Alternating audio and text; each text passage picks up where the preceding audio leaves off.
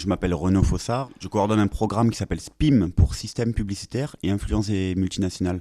C'est un programme qui est porté par 3 ONG.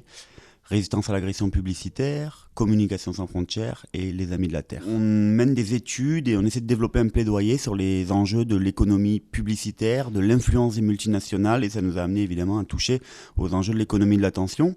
Donc je suis venu à cet atelier parce que j'ai pu suivre déjà des ateliers précédents organisés par l'association Saisir, et on avait pu rencontrer des acteurs de différentes perspectives. C'était super intéressant, on avait eu des réflexions ensemble, et puis j'ai envie d'accompagner, de poursuivre ce chemin-là.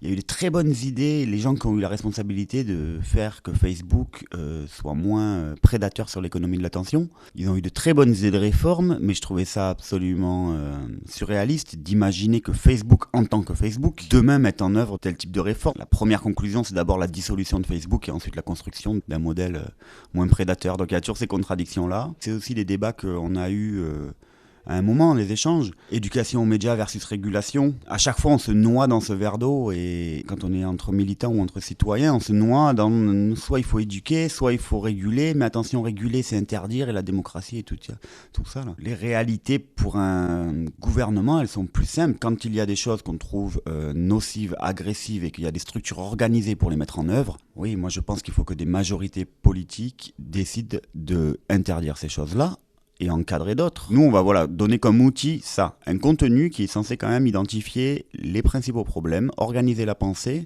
et dégager, alors premier pas, des politiques publiques. Et ce sera une partie d'un rapport plus large sur l'enjeu des activités de communication des multinationales.